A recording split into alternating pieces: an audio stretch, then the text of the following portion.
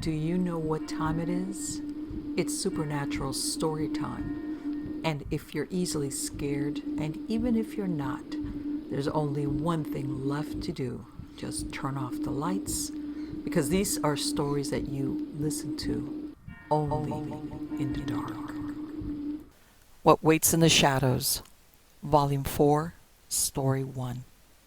I was born and raised in the backroads of Iowa in the late 80s, so entertainment usually consisted of chasing rabbits through the cornfields with my .22 or going down to the local waterhole and taking a dip on a hot summer day.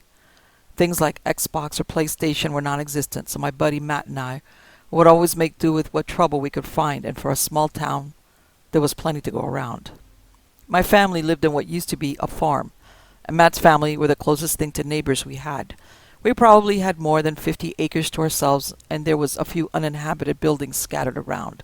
One, which used to be a guest house, became mine and Matt's place of mischief. It was a broken-down two-story house with boarded-up windows, and it smelt of damp wood, but it was ours, and we fixed it up just fine.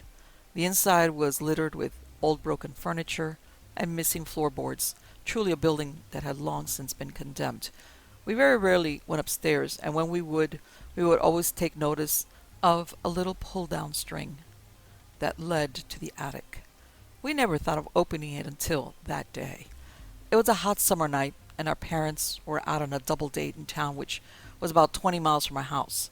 This gave Matt and I free rein to do what we pleased, so we decided we would get on Dad's CB radio and mess with the truckers driving by on the local interstate.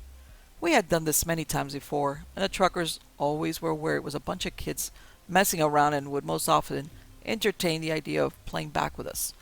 We got everything set up, and I was just about to flip the switch to on when we heard it. Knock, knock, knock. Who in the hell would that be? Who's here? I said to Matt as I got out of my chair to go check the front door. Matt just stared blankly in the direction I was heading with a pale white face. Now, you have to understand, living in the middle of nowhere like we did, guests weren't particularly a normal thing, especially unannounced, but I shook it off and headed to the door. When I got to the door, I was just about to reach for the knob when this overwhelming sense of fear came over me. The hair on the back of my neck became erect and my hands started to tremble. Unaware why I was afraid, I regained my composure and opened the door. It was pitch black, and the air was wet. There was sound of thunder in the distance, but no sign of whom or what could have caused the knock. Trying to be rational, I figured it was just the thunder or playing tricks on us, and slammed the door, locking it shut. Returning to the living room where Matt waited at, the light was trickling, and the rain began to beat on the shingles of the roof. By the time I sat down, it was pouring rain, and by the time I flicked the CB to on, it was as if we were in a hurricane. Great, I said sarcastically. Now we're stuck in here all night. Matt snickered and grabbed the walkie from the table. Me first, he said. It was a slow night on the CB, picking up a stray trucker every now and again, getting a few laughs and then losing signal. We decided we would just blurt out random things, thinking we were funny, flipping through channels to see if we could stir anything up. It was around 9 p.m., and we were just about to give up on it until we heard something. It was faint at first, but kept growing louder and more excited. It was someone breathing. I froze, staring across the table at Matt, seeing he had done the same. My hands clasped against the table and my heart was beating out of my chest. I managed to reach for the walkie, and then a broken voice said, "Hello?" The breathing stopped for what seemed like an eternity. So did mine. I hadn't realized I wasn't breathing until the room started spinning, and I let in a massive gulp of air, and then it spoke. It started off as a whisper, and I reached for the knob to crank up the volume. Matt and I nearly had our ears against the speakers when we made out what the voice was saying. "I see you. I see you. I see you," it kept repeating. It was a sadistic voice, cynical in tone and certainly enough to make two kids poop on themselves. Matt grabbed the walkie and blurted out, "Who is this?" The voice stopped and said, "Why, I'm your neighbor, of course." I stood up and began walking around the room, moving from window to window, trying to see out into the darkness, but only being looked back upon by my own reflection. And then it hit me. "Matt, turn the lights off!" I yelped, and with a look of, "Are you effing mad?" he did just that. The room went dark except for the faint light of the kitchen seeping through the hall. It made this whole situation so much more eerie. We grabbed the CB and dropped to the floor, scooting under the table in the corner of the room. My eyes were set on the windows as I began to key out. "Yeah, right. You're just some freak with no life." No response. I spoke again. "Plus, there's no way you can see us. We're in the middle of nowhere." Dead silence. I started to rise up and go for the light switch, thinking this was beginning to get stupid when it started. Knock, knock, knock. And then came the laughter. The CB volume had been turned up all the way, so it echoed throughout the house. It made me nauseous. I almost forgot Matt was in the room until he turned the volume down, nearly shutting it off. But now we heard the laughter from somewhere else. Outside. I slowly inched to the door, unable to soothe my curious mind. I peered out the window by the door and saw nothing. It was dark, so visibility was about 3 feet until it happened. Lightning flashed, and as quickly as it had come, so did his face. He had the eyes of a lunatic that peered into my soul. His smile was abnormally large, with a twisted grin. His teeth were sharp, as if filed down. He was so close to the window, his breath was fogging up the glass. And all I could do was stand there frozen in fear. He stared at me for the longest time, not breaking his gaze, not blinking, not moving a muscle, and then, flash, he was gone. I stepped back into the living room, where Matt was, and grabbed him by the arm. We hurried upstairs into my room, and I shut the door, locking it. Matt hadn't said a word. He just stared at me, still holding the CB radio. I reached for it when I heard, "Can I come in and play?" Matt grabbed the walkie and said, "No! Go away. We called the police. They're on their way." The voice responded in a voice filled with excitement. "Oh, Matt, you lied to me. Now I get to come punish you." He knows my name," Matt said. "We need to get the F out of here." I turned to the door and started to head out of my room when we heard a sound coming from the other side. It was breathing. It was growing more excited. I looked at Matt, our eyes locked, frozen in fear, and then it came beating on my bedroom door. "Knock, knock, knock." "Can I come in and play?" it said. We turned towards my bedroom window, lifting it as quickly as possible. Nearly throwing ourselves out from the second floor, we landed with a thud and took off towards the abandoned guest house. Matt was ahead of me, and I couldn't help but turn around and look. Standing there in my bedroom was the man, peering out from my window. His sinister eyes met mine, and his face formed a twisted smile. He mouthed, "I see you," and vanished. I turned around and continued running. What happened next has haunted me till this day. Story number 2. I live in a rural part of New Jersey. Now, when people think of my fair state, they typically think of North Jersey, Newark, the airport and its surrounding environs, cement and concrete and toxic chemicals dumped into the bogs, and somewhere amongst their muddy waters, the body of Jimmy Hoffa. We like to encourage his caricature, as the less of you that come to Jersey, the more of our beautiful state is available to us. But that's not what most of Jersey look like. There's a reason we're called the Garden State. I live in a somewhat suburban town, but just a mile down the road, down south, I'll wind up in the middle of a cornfield, and to the north, I'll soon be in the center of a buffalo farm. There's a dairy farm off at the next traffic circle, and woods filled with tall leafy trees, and grazing deer surround everything. Part of being in a rural area means you're miles away from everything. I'm used to living in the middle of nowhere. Currently, I drive around 45 minutes to an hour, depending on traffic, to get to my job at a law office in Ewing. I'm also finishing up the last few credits of my BA at a private college in the area. The road I was to take to get to work is technically a state highway. It's, well, I'd call it a very much a Jersey state highway, but you'd picture the turnpike or the parkway, both of which are over an hour away from my town. This highway is a 2-lane road full of twists and turns through the woods. The occasional hairpin turn stretching out in a straightaway through a small town, then turning back at a 45-degree angle, twisting through more sycamores and oaks. Eventually, it dumps out into 95 near Ewing. I once dated a guy from Iowa who commented that the strangest thing about Jersey to him was our roads. He was used to highways being straight and flat. You set cruise control and don't have to touch the pedals for miles, he said. Not the case here. He'd bitch and moan about having to be on guard constantly, up and down hills, around tiny corners, and always dodging the effing deer. Anyway, Thursday, I was headed home from my last class, which lets out at 9:30 p.m., and was stopped at a stoplight, one of those that's on a timer that you have to sit at even though you can't see another car for miles. I was lost in thought, staring like a zombie at the stoplight straight ahead, when something in my peripheral made me turn my head. There's movement in a bush on the side of the road.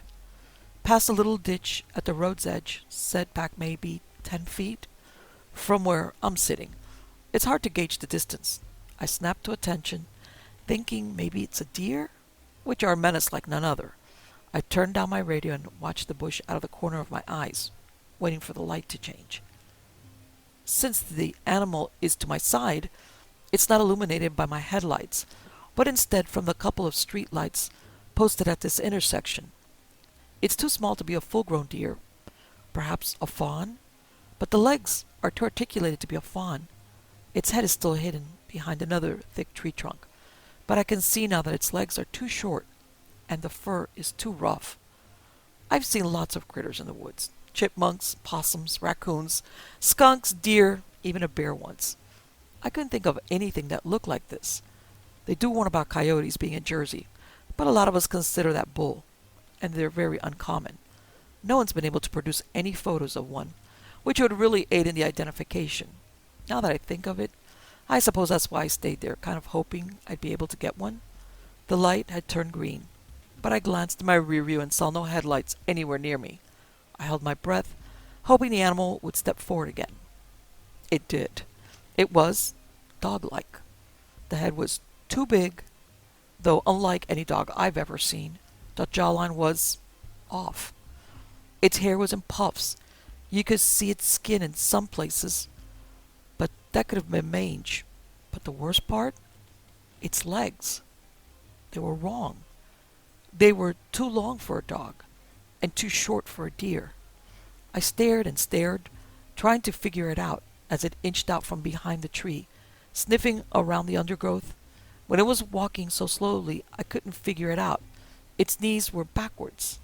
Its shoulders were too high, and I couldn't see its paws because they were hidden in the weeds and scraggly undergrowth. What the hell? I mumbled to myself. It turned its head right towards me. I was sitting in my effing car, steel and glass and Lord knows what else, 10 feet away, and it swiveled its head instantly and looked directly at me in the eyes. I felt like I was standing naked outside. It was dark, and all I could see was that its eyes were black. But holy crap, it was the most absurd thing I had ever seen in my entire life. I grabbed the steering wheel with both hands and floored the gas. My wheels squealed as I peeled out from that traffic light, scrabbling to get traction on the pavement. I glanced up in the rearview mirror, and Lord help me, the creature was coming after me. And when I saw it running, that's when I figured it out. It looked like a human. If you put a person in dog costume and had them walk around on all fours, it wouldn't look anything like how a dog looks like, would it? The elbows would be in the wrong place. The legs would swing up too high in front, almost parallel with the shoulders. That's how this thing was running. It was sprinting behind me, its dog-like overlarge mouth in a snarl. But these were back roads. I only got that one glimpse of it as we tore through the intersection. It leaped from the forest like a cheetah, its body almost parallel to the ground, and it lumbered after me, its mangy coat an ultra shade of tan brown, its shoulders mismatched to its legs. So effing wrong and creepy. And after my damn car. Thank God, I'm a bit of a leadfoot, so I'm no stranger to tearing down these dark roads. My heart was in my throat as I screeched around the turns, doing 45, 50 miles per hour around curves marked at 25. I could just barely see the shadow lumbering after me, its eyes glinting in the red of my brake lights whenever I dared tap them. This winding back road finally meets up with another highway right before it enters my town, an area which is much more well lit and populated, at the very least, where you're bound to be surrounded by truckers out in the late night routes. I didn't dare glance back when I finally saw the on-ramp in the distance. I just jammed down the gas, my poor little Civic rumbling up to 60, 70, almost 80 by the time I saw a bit of sense, and slowed down to climb the on-ramp to the highway. An actual, honest-to-goodness 4-lane highway. I didn't slow down until I reached another stoplight, finally comfortably surrounded by tractor-trailers on both sides. I turned around in my seat and stared behind me, but I saw no trace of the monster behind me or on the sides of the road. I have class again tonight, and I'm effing terrified. I'm a reasonable person. I'm not going to let a little coyote thing keep me from school. But holy crap, sort of packing a shotgun in my backseat, I'm not sure what I'm supposed to do. Next story. I need to tell someone this. My band broke up due to a death. It was a staggering loss for us, and we just spun out of control over that. No one could really be creative with our guitarist's shadow in the room. It was a hard rock band. I won't say any names, but we were starting to get noticed. Our guitarist was actually even talking to a real producer, not someone's cousin, and some of his stuff was actually pretty decent. The last time we were all together was at the practice pit. It was a converted storage unit in the industrial section. Concrete walls, metal doors, lots of privacy and padlocks. We were jamming and generally having fun. Our guitarist walked in with a guy, actually, and he asked to hear some music. He sat and listened very intently. He was kind of intense all the time and always made video game references. But all his feedback was downright insightful. Guy knew his stuff. After the session, he left, and a few guys from different bands were asking about him, because the guy did not fit in. Dorky shirt, really super pale. About 50 pounds lighter than everyone else, because, rock. We were all kind of built like Vikings or truckers. It was just a good night. I felt like we were going to be huge.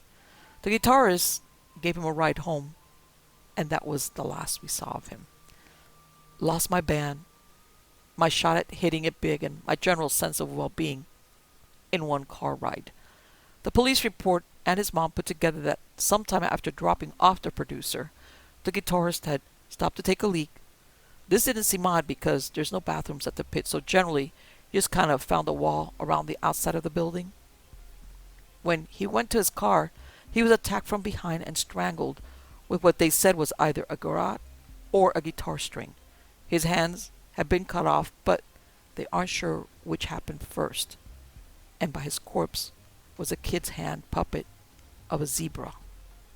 This was a month ago, and they have no leads. I don't think they even have theories. I had to help his mom pack up his stuff and put it into storage. She is barely keeping it together, and the whole experience is heart-wrenching. I went through his Facebook and read his last words to everyone. The cops already had, but I thought I might have more context. Couple ex-girlfriends being strung along. Couple exaggerations about how well the band was doing. That producer talking about us going to the next level and rising above the rest of the minions stuck in the industry. And I noticed he had a nasty argument with the drummer. I guess the producer was talking about updating our sound, and our drummer wanted to go more metal than dark dubstep. I was shocked because neither had mentioned it at all. I started forming all sorts of theories about the drummer, and it was tense as hell, but I went over to his house to confront him. I lost my lead through when his wife was crying when she opened the door. He had been missing for 3 days, and she had just found the hand puppet of a giraffe. She had concluded that he was dead. I was secretly thinking that he was planning on going out after another one of us. The police couldn't find any evidence of foul play, and I think they suspected the same thing as me, because I was offered protective custody. I'm a pianist, though. Shut up. I write the songs, and you can totally add piano or synths into hard rock. So I'm pretty easygoing, and I've gotten along with everyone. I told them if anything else happened, I would take them up on it, but for now I seriously doubted I was in the crosshairs. I did think that too, and I'm not proud of it. But me and the guitarist started the band. I had known him for 14 years, and the prospect of me knowing all the spots, mixing with me wanting revenge and answers, made me keep my options open. I'm not sure if I would have done anything, but I was wrecked and all sorts of out of whack. You know, that something like that builds up on you. When I got away from there, I immediately headed to an underpass that we all go to drink. It's kind of a secret hideout only rock metal guys know about around here. It's really cool, except everyone drinks more than they buy. So if you pull out a bottle, the vultures start circling. When I parked off by the woods, it didn't look like any cars were there, but some people parked on the other side too. Walking under there, I started getting a bad feeling, like maybe this was a stupid idea. I had police-strength pepper spray on me, though. Can't get a gun because of priors for fighting metalheads, you know. So I toughed it out. I saw a body face down and a sad trickle of water at the lowest point of the underpass. It was a dry season, so there was barely anything there. I also saw one of our band patches and immediately felt bad for thinking the drummer had been a killer. As I got closer, though, I realized it wasn't the drummer. It was our bassist. His hands had been sawed off somehow, and the little trickle I had thought was water was his blood seeping out. He was pretty dead as far as I could tell without touching him. I called the police, and they did another investigation.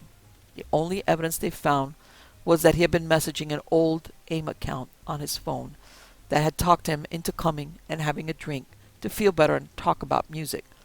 When they turned him over, though, he had a monkey puppet stabbed into his chest. The name was just a bunch of random letters and numbers. The cop told me that those old ones are anonymous and required a verification except an equally anonymous email address. The only lead I had to go on was the initials FB, which aren't the drummer's initials. I got a little worried about him then, and I got a little scared because the text had said, "We will heal you up," and that he should just keep grinding and working on skills. I know those aren't for sure video game quotes, but it put me on edge. I tried to call our singer and instantly got his voicemail like his phone was off. At this point, I said, "F that," got into my car to head over. The cops freaked out a little, but I saw the detective wave them off.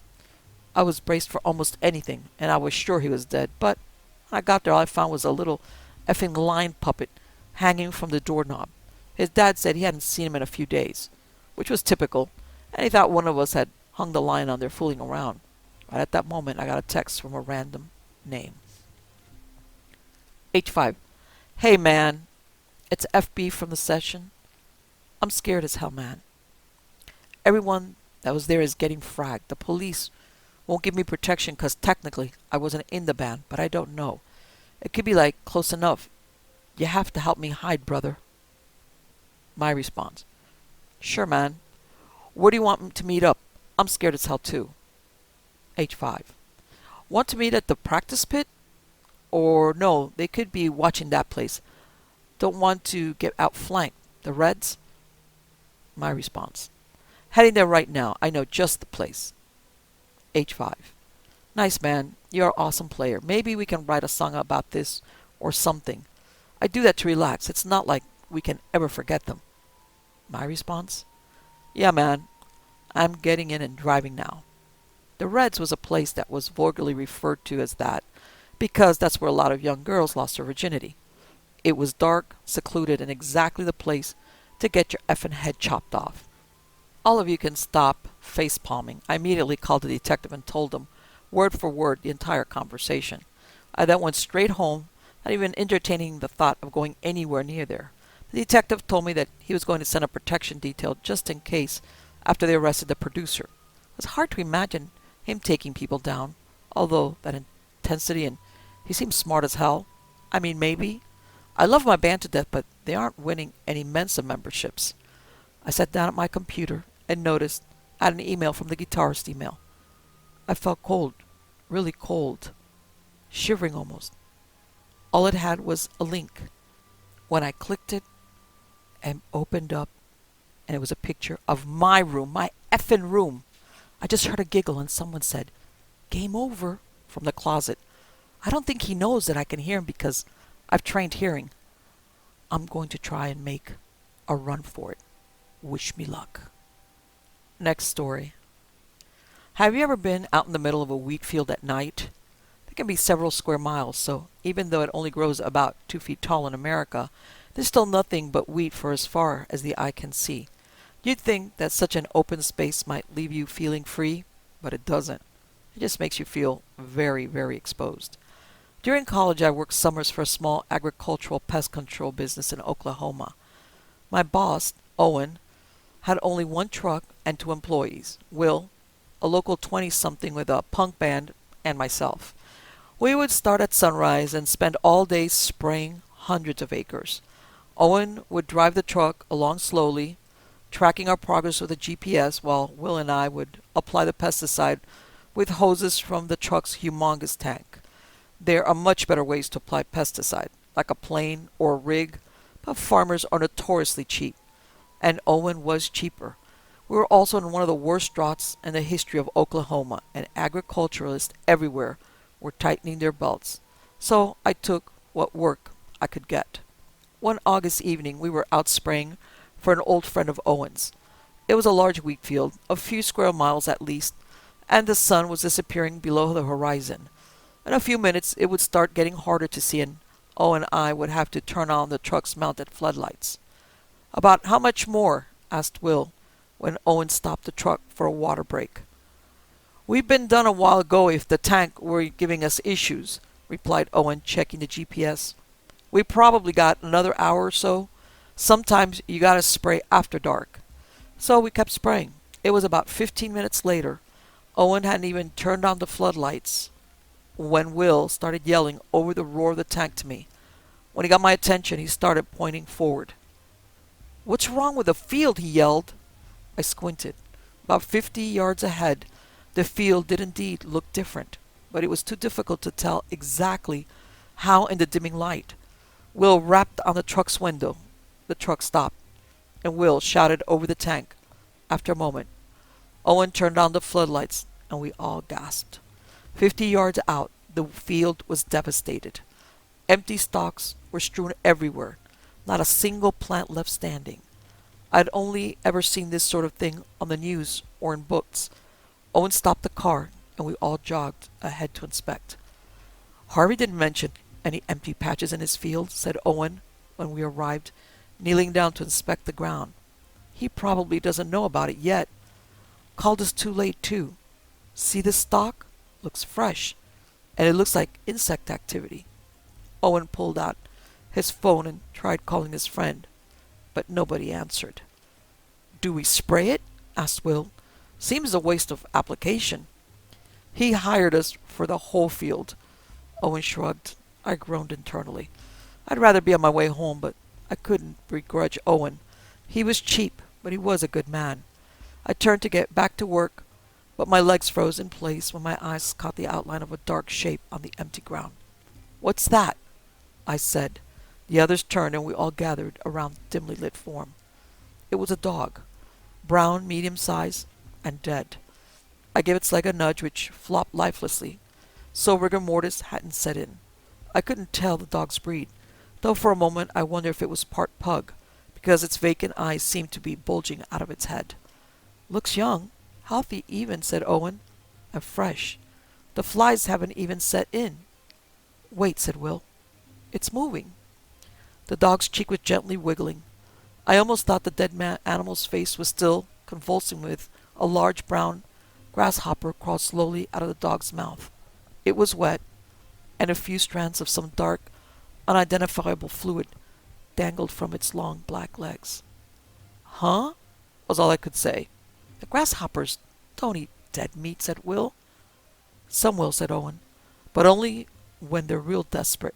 Not when there's plenty of wheat to chow down on. Matter of fact, I'm guessing this guy and his friends are what did the crops in." "Then where are his friends?" I asked. For a moment we all stood in silence. Lots of times, especially in summer evenings, as the sun sets, you can hear the chirping of grasshoppers and even the buzz of faraway cicadas. But as we stood in this field while the sun continued below the horizon, our ears were met only with a stony silence. The newly discovered grasshopper continued crawling its way along the ground. It was weird to see a grasshopper crawl instead of hop.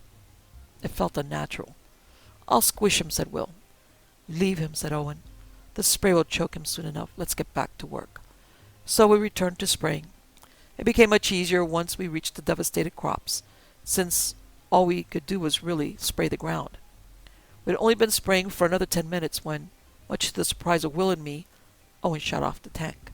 The stream of chemicals from our hoses weakened and died, and Will and I looked at each other in surprise. What's up? We asked as Owen got out of the truck. Owen didn't say anything. With a concerned look, he walked around to the front of the truck, looked to the horizon, and started staring.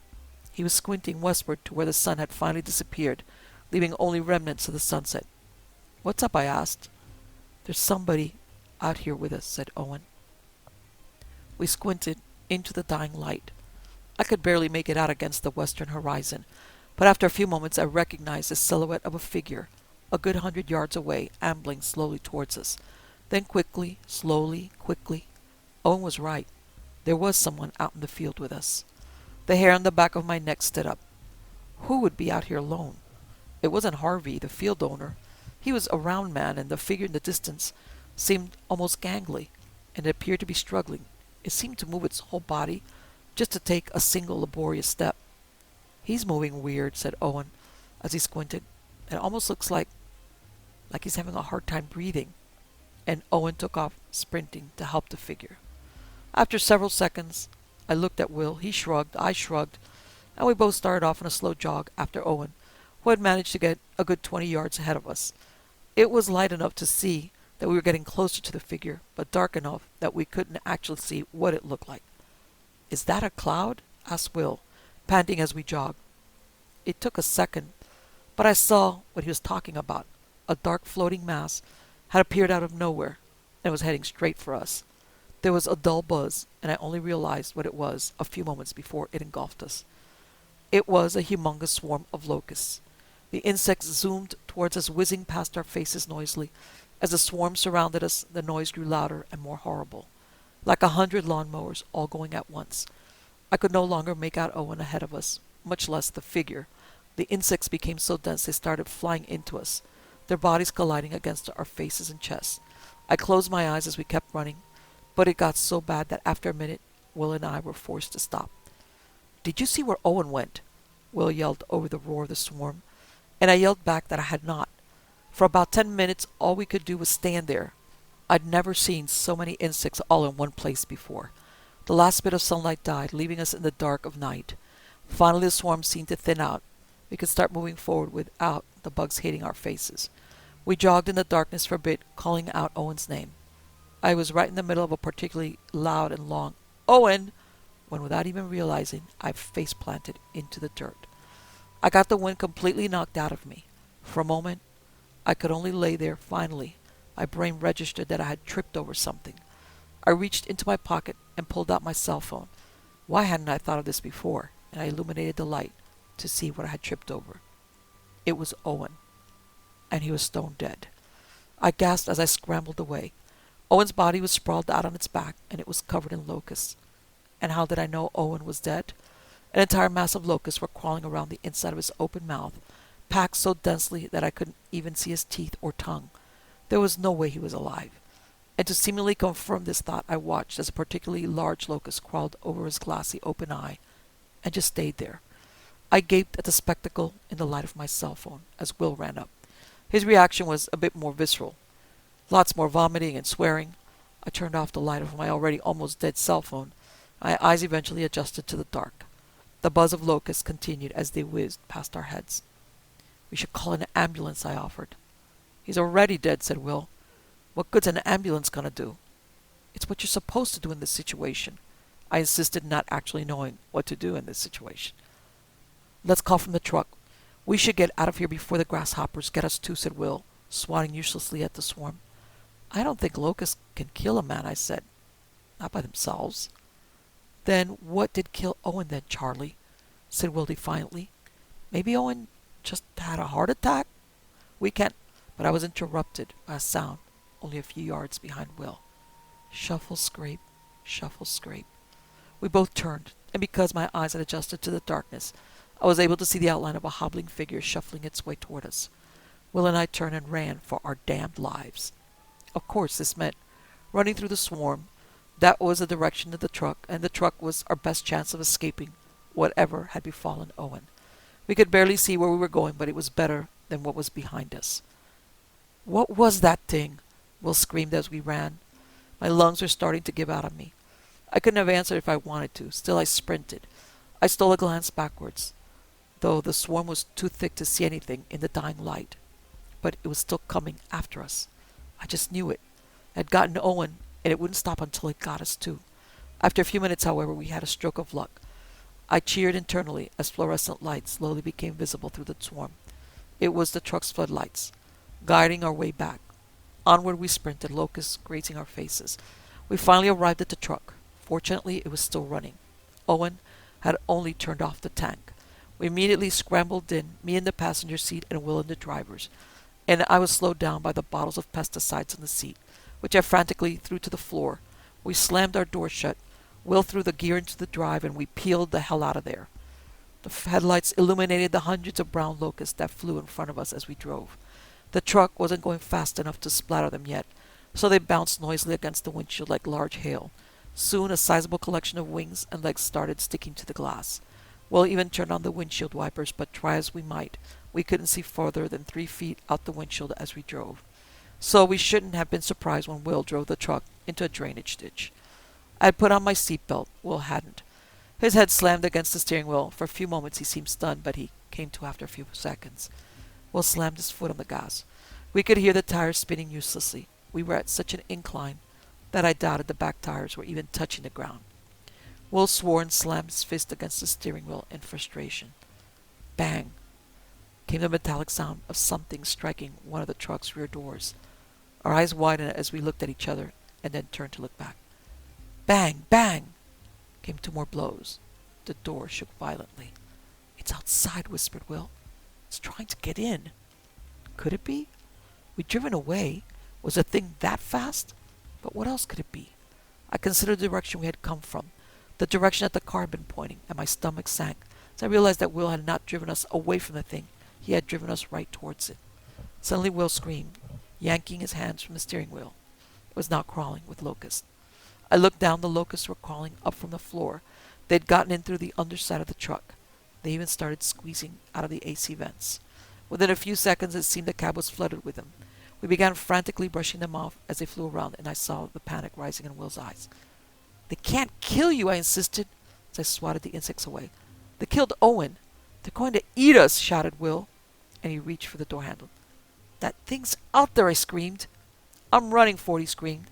Back as he opened the door, he leaped out and disappeared out of view, leaving the car door open and me exposed to whatever was out there. Before I could say anything, the swarm outside flooded into the cab. I closed my eyes as they brushed against my face. I could feel them crawling on my arms and legs. The door was still open, and all I could think about was if the thing outside was going to crawl in and kill me. Thud. There was a heavy slam against the hood of the truck. My eyes instinctively jolted open. It was Will. His body was blocking the headlights, so I couldn't see much of him except for his panicking face, which was crawling with locusts. No, there was something more. There was something around his throat. No, they were thin, almost skeletal hands. Something was holding him against the hood. His face grew ruddier as he clawed at the emaciated fingers of his assailant. I was frozen in place and could only watch as his bulging eyes rolled back into his head. Finally, Will's body relaxed and slumped over, his eyes unfocused. If I had to guess, I'd say his windpipe and spine had both been crushed. The locust seemed to take no notice of this and continued to crawl around his face. I didn't even have a chance to hop into the driver's seat when the thing appeared through the open door, and it looked right at me.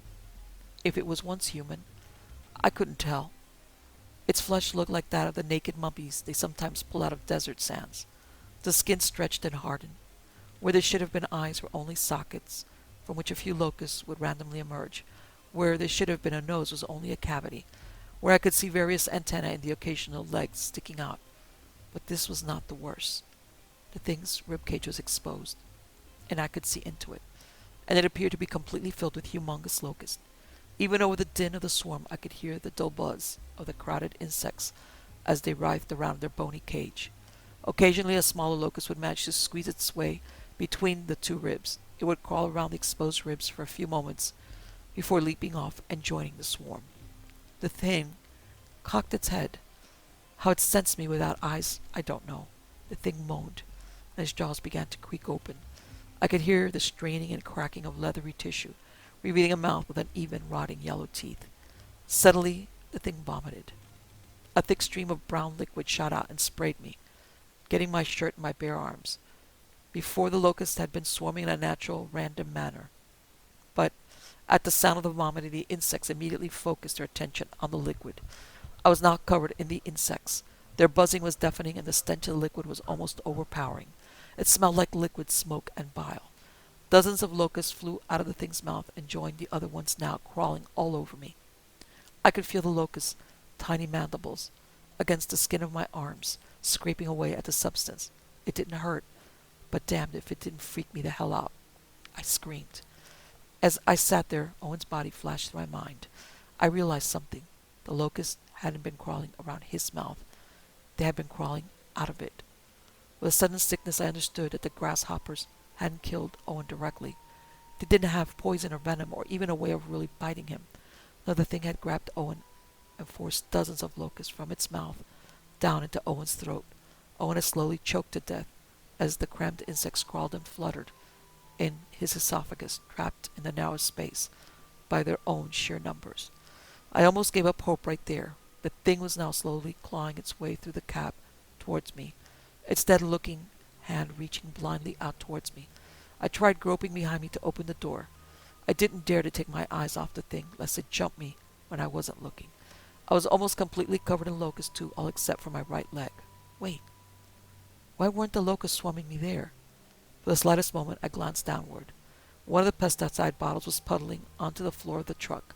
I had knocked it open when I had thrown it to the ground. When diluted with water, 5 ounces to about 50 gallons, most insects wouldn't notice the pesticide. But in its concentrated form, they knew full well that it was something to avoid. The thing crawled closer towards me still. I had to take a gamble, while it clearly knew I was here. The way it felt around, and the fact that it had no eyes, told me that it might not actually be able to see me. I might be safe to make a sudden movement. I reached down, grabbed the bottles of pesticide, and flung its contents at the thing. Some flew out, the cap wasn't open all the way, but the thing screeched horribly and it reeled back. But it was only for a moment. The thing didn't flee. I opened the bottle more and began flinging as much pesticide onto it as I could. The thing continued screeching. I wanted to grab another bottle, but the now frenzied locusts were too numerous and were weighing me down. In desperation, I began drizzling the pesticide on myself. Not normally a good idea. The locusts began to disperse, and then I opened another bottle. Opened it completely, and began throwing as much poison onto the things as I could. Finally, the thing began to retreat out the door. I was able to open the truck door and stumble out. I ran like I'd never run before. The din of the swarm's buzzing began to fade behind me. Ahead of me, only miles and miles of lonely wheat fields. Once or twice I thought I heard shuffling footsteps behind me, but I only ever saw stalks of wheat swaying slowly in the night breeze. I eventually made it to a dirt road. My phone couldn't get a signal, so I walked the dirt road for 2 hours until I finally hit a paved road where, 3 hours later, I was able to flag down a trucker who let me use his cell phone to call a ride home before I contacted the police. The police never got back to me. They didn't even call me for questioning. Owen and Will's bodies were never found, and their families never got any closure either. At least none that I heard of. I got acute poisoning from the pesticide, which resulted in several patches of dead skin that have since scarred over. I later learned that Harvey and his family, the owners of the field, were reported missing. After their disappearance, the land became the property of the government, and from what I've been able to find out, is now considered mostly useless. They just can't get anything to grow there.